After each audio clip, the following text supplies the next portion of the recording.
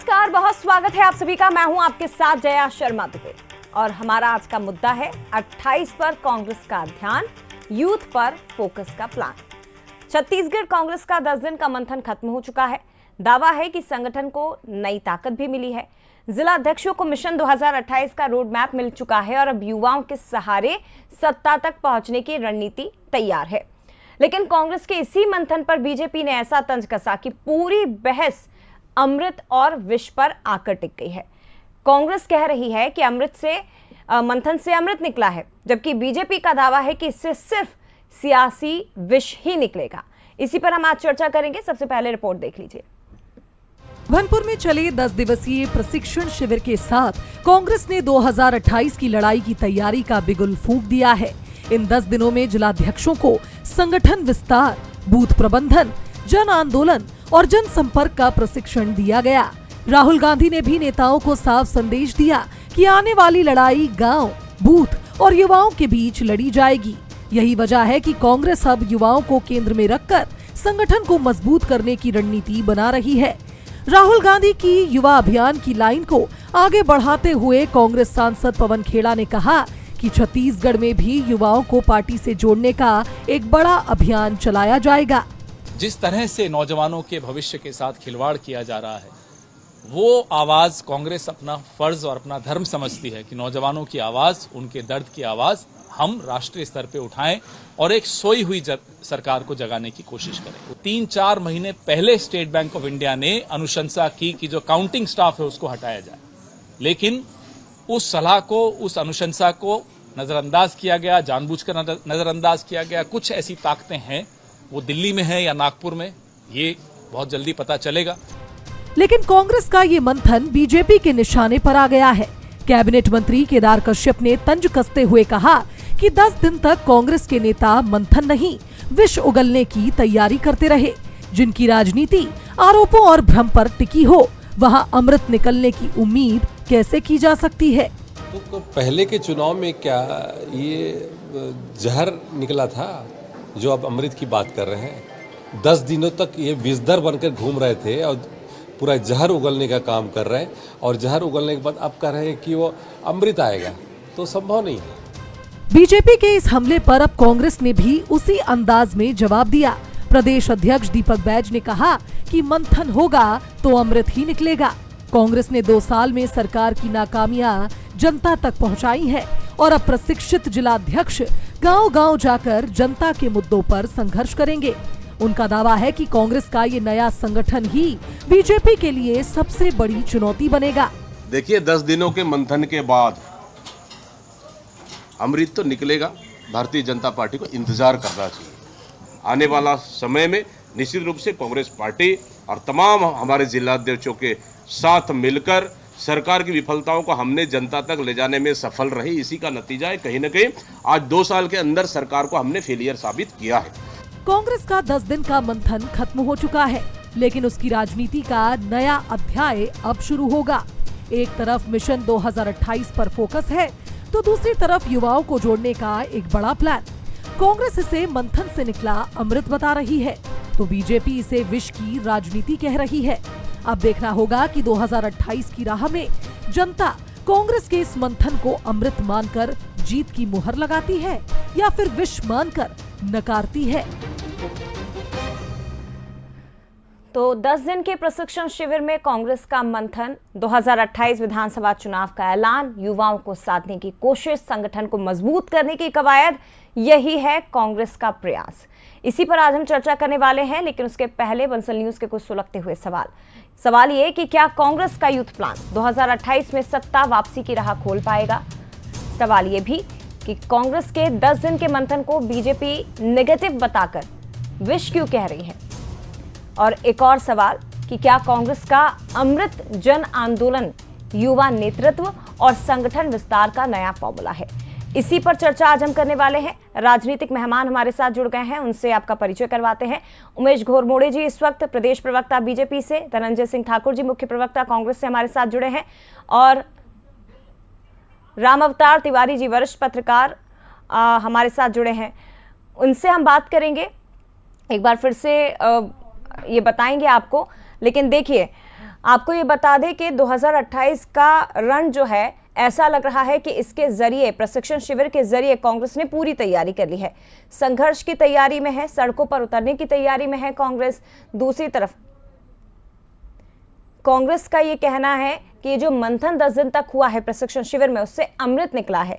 BJP हालांकि इस पर आरोप लगा रही है कि कोई अमृत नहीं बल्कि सिर्फ विष निकला है, और अमृत बनाम विष पर ही ये सियासी संग्राम आकर टिक चुका है। और देखिए, अब बता दें आपको कि राहुल गांधी जो पहुंचे थे प्रशिक्षण शिविर में, उन्होंने भी मौजूद नेताओं को ये साफ संदेश दिया था कि अब आने वाली लड़ाई जो हमारी होगी वो गांव, बूथ और युवाओं के बीच लड़ी जाएगी। छत्तीसगढ़ में युवा बहुत महत्वपूर्ण भूमिका में है। 2023 के विधानसभा चुनावों के परिणाम अगर हम देखें तो इसमें बीजेपी को जीत दिलाने में युवाओं की एक बहुत बड़ी भूमिका थी। 40% से ज्यादा वोट मिले थे छत्तीसगढ़ में बीजेपी को, और उनमें सबसे ज्यादा भूमिका युवाओं की थी। तो ऐसे में कांग्रेस अब समझ चुकी है कि युवाओं को साधना है, युवाओं के बीच पहुंचना है, और इसी कड़ी में राहुल गांधी का ये संदेश कि अब युवाओं को साथ रहकर चलना है और साथ ही संगठन को भी मजबूत करना है। संगठन मजबूत होगा तो कांग्रेस बीजेपी को कड़ी टक्कर दे पाएगी, क्योंकि मध्य प्रदेश की तरह छत्तीसगढ़ में भी कांग्रेस की लड़ाई बीजेपी के संगठन से ही है। लेकिन फिलहाल तो तीखी बयानबाजी। बीजेपी का आरोप है कि कोई अमृत नहीं, केवल विष ही निकला है। दूसरी तरफ कांग्रेस ये दावा कर रही है कि जो मंथन हुआ इससे अमृत निकला है, और सड़कों पर उतरने की तैयारी जल, जंगल, जमीन, युवाओं के मुद्दों को लेकर कांग्रेस ने कर ली है।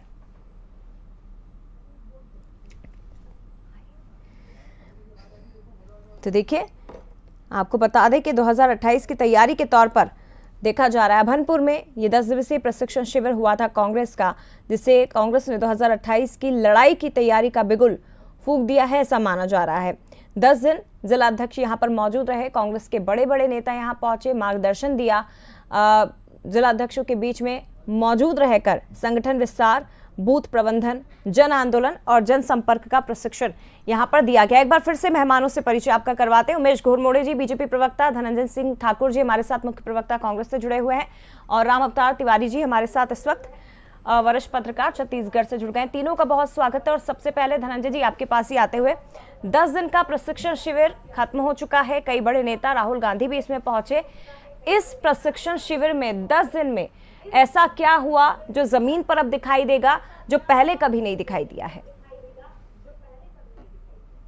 देखिए, निश्चित तौर पर जो कांग्रेस का संगठन सृजन कार्यक्रम वर्ष 2025 था जी, उसी के तहत देश भर में जिला अध्यक्षों की नियुक्ति हुई थी, और क्रमशः हर प्रदेश में जिला अध्यक्षों की हमारी ट्रेनिंग कार्यक्रम हुए, और अभी छत्तीसगढ़ में ट्रेनिंग कार्यक्रम संपन्न हुए। इस ट्रेनिंग कार्यक्रम में नेता प्रतिपक्ष आदरणीय राहुल गांधी जी, प्रदेश के अध्यक्ष आदरणीय दीपक बैज जी, नेता प्रतिपक्ष आदरणीय चरणदास महंत जी, पूर्व मुख्यमंत्री एवं राष्ट्रीय महासचिव भूपेश बघेल जी, सचिव पायलट जी, वरिष्ठ नेताओं ने आकर, आज पवन खेड़ा जी भी आए थे जो संचार विभाग के प्रमुख है AICC में, जो संगठन संबंधित जो जानकारी है, किस प्रकार से संगठन के काम किए जाते हैं, किस प्रकार से हमें जनता की आवाज़ को उठाना है, किस प्रकार से हमें आंदोलन करना है, किस प्रकार से रणनीतिक तहत इस भाजपा सरकार के जो कुशासन उस खिलाफ हमें सड़कों पर उतरना है।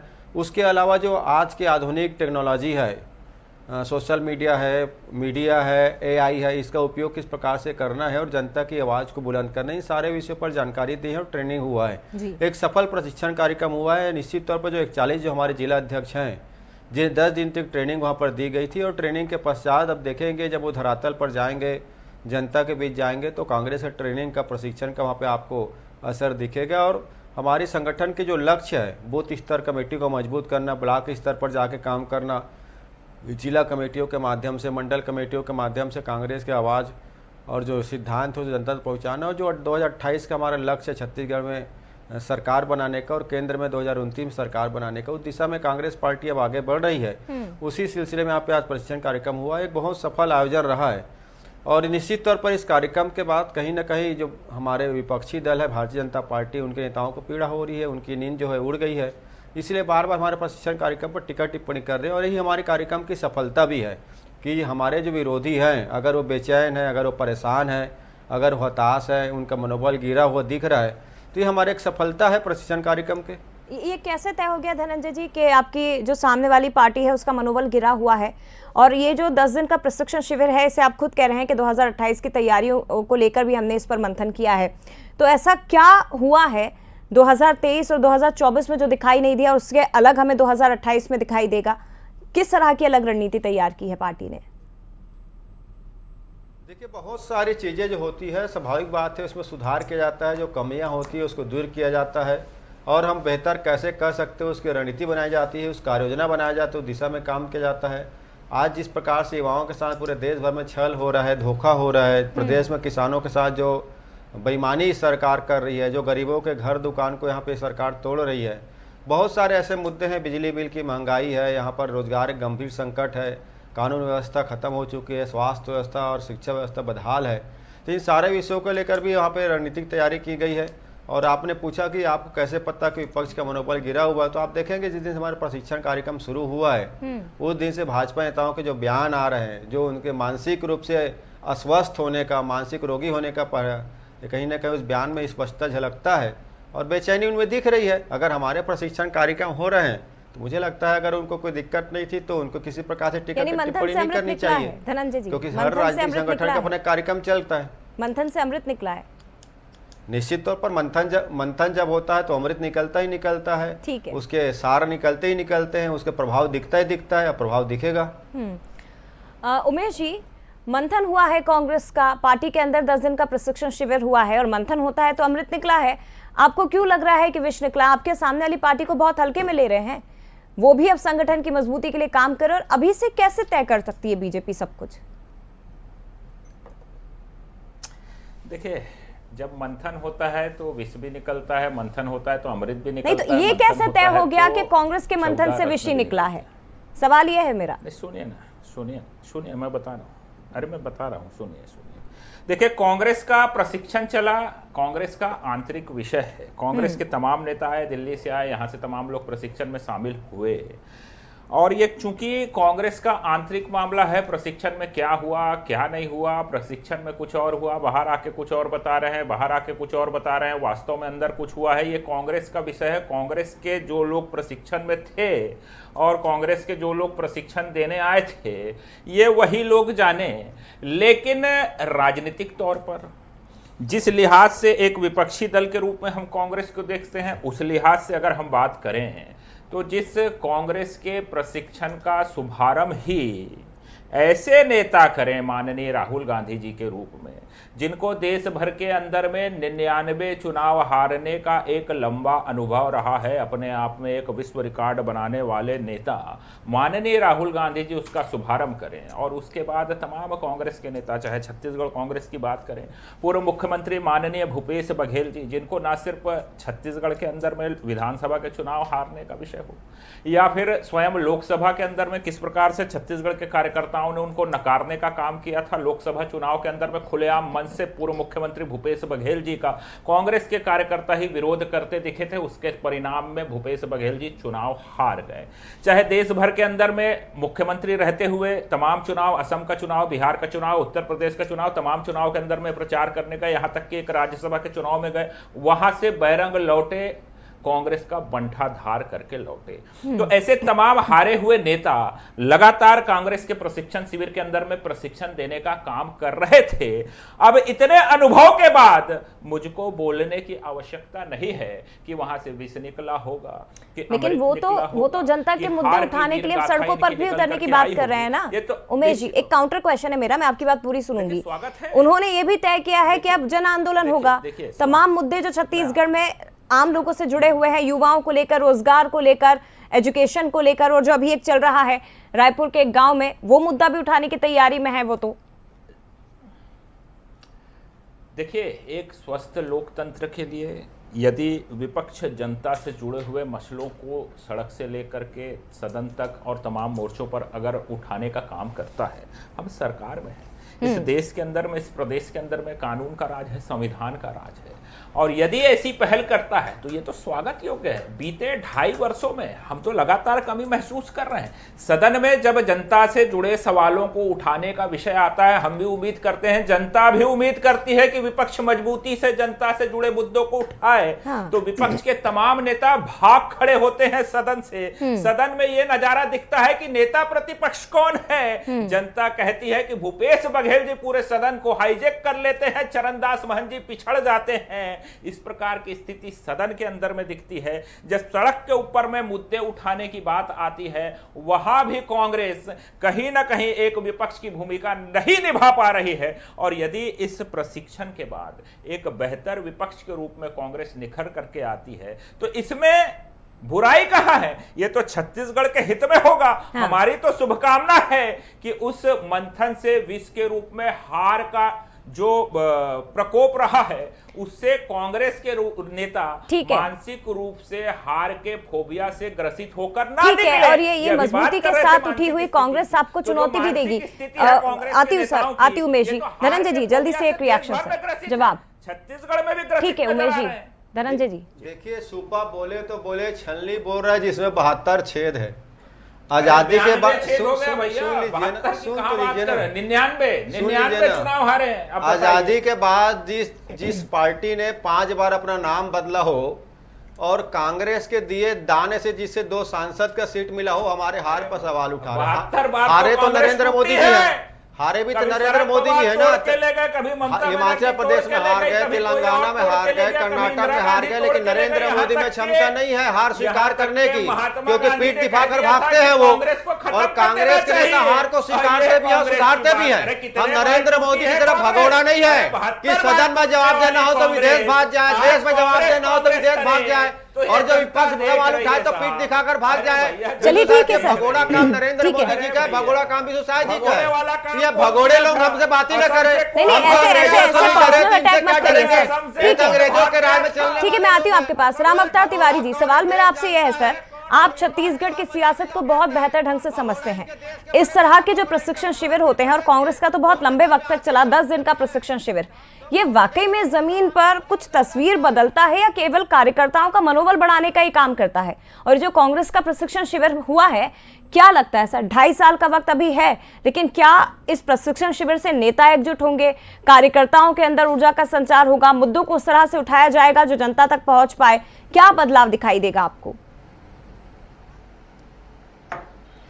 देखिए, राजनीति में बहुत सारे बदलाव दिख रहे हैं। बहुत सारे रणनीतियां, राजनीति के तरीके और राजनीति के मायने बदलते जा रहे हैं। तब कार्यकर्ताओं को प्रशिक्षित करना अभी हर पार्टी की प्रमुख मुद्दा में रह गया है। एक तरफ भाजपा को देखेंगे, अपने पन्ना प्रमुख तक पहुंच चुकी है, मंडल को मजबूत करती है, उसके आधार पर राजनीति करती है। तो ऐसे में कांग्रेस को भी अपने ब्लॉक और जिला स्तर को मजबूत करना होगा। कोई भी संगठन तब मजबूत रह सकती है जब उसके कार्यकर्ता मजबूत हो, उसका संगठन मजबूत हो, तो वो दल मजबूत होगा, क्योंकि वो उसकी विचारधारा, उसके कार्यक्रम को लागू कराने का काम पार्टी के कार्यकर्ताओं का है, संगठन का है। जिस दल का संगठन मजबूत होगा, सक्रिय होगा, जुझारू होगा, वो संगठन, वो दल अपनी बातों को, जनता के बातों को जमीनी स्तर तक पहुंचा पाएगा और वही सत्ता पाएगा। तो सत्ता प्राप्त करने के जो रास्ते हैं वो संगठन से जाते हैं। इसलिए राजनीतिक दल संगठन को मजबूत करने की कोशिश, कवायद इन दिनों तेज कर रहे हैं। आपने हाल के दिनों में देखा होगा, कुछ दल जो चुनाव हारे हैं, वो दल क्षेत्रीय दल हो, कोई भी दल हो, वो दलों के संगठन कमजोर थे। वो एक व्यक्ति के नेतृत्व या एक मुद्दे को लेकर चल रहे थे, जो धराशायी हो गए। ऐसे में संगठन को मजबूत करने वाला दल ही लंबे समय तक चल सकता है, ये अब सोचने लगे हैं, उसको कवायद कर रहे हैं। अब कांग्रेस की बात करेंगे। कांग्रेस पर मुख्य जो आरोप है, मुख्य कांग्रेस की कमजोरी है, वो ये रहता है कि उसका संगठन कमजोर है, लुंज पुंज है, अनुशासनहीन है। तो ये इसके बाद अब लगातार पिछले 1 साल से देखेंगे आप, कांग्रेस अपने संगठन को मजबूत करने, कार्यकर्ताओं को अधिकार देने, उनको समझाने की कोशिश में लगी हुई है। उसी का एक हिस्सा है।